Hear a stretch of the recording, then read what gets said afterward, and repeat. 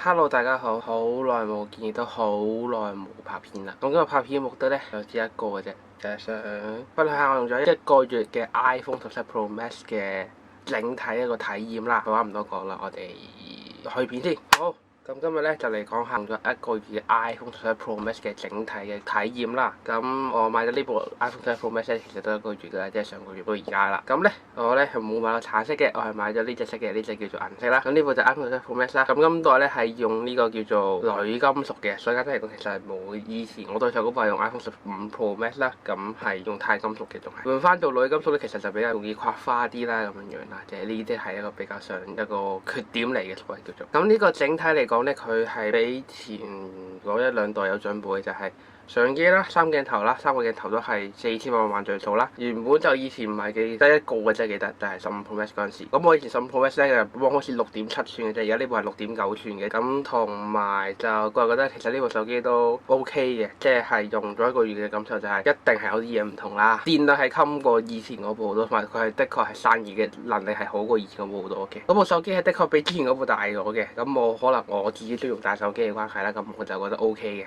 係啦，咁有啲人我唔中意用大手機嘅，咁大部手機其實可能會比較上覺得唔係咁好啦。咁跟住咧，佢嗰個拍片啊或者影相啊嘅功能咧係比以前好咗好多嘅，即係比上一代一定好好多，因為我搞2代先換啊嘛，咁一定會好咗好多。係啦，咁但係我要講翻幾個唔係太方便或者叫做太唔 OK 嘅嘢啦。首先一個問題咁就係佢而家淨係得下一張實體 SIM 卡，同埋跟住你要放其他就係放 eSIM 嘅。咁如果對於一個人有2個手機號碼嘅人嚟講咧，就會比較煩啲啦。同埋會複雜。我而家用緊 eSIM 嘅，因為 eSIM 嘅分別同實體 SIM 卡嘅分別就係佢少咗張 SIM 卡啦，就可以唔會整到唔見啦嗰張 SIM 卡。咁好老實一句，我覺得都幾方便啦，即係基本上都係有一個叫做新功能，嘗試下都 OK 嘅。係啦，咁我用咗1個月嘅整體體驗，就覺得其實呢一部手機其實絕對係稱得上係比上一部好好多啦。可以參考下邊呢幾張圖片啦。咁整體嚟講呢，都係嗰句。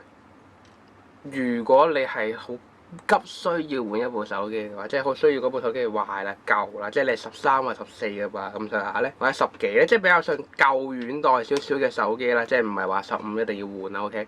即係舊少少嘅手機咧，可以換部17 Pro Max 嚟用下，或者17啦。咁其實17系列都 OK 嘅，唔錯嘅，係絕對係有呢個價值喺度啦。所以我呢1個月嘅體驗都唔錯嘅。咁所以我接下來就會俾大家睇下其他嘢啦。咁我接下來咧就會俾大家個整體嘅網絡速度。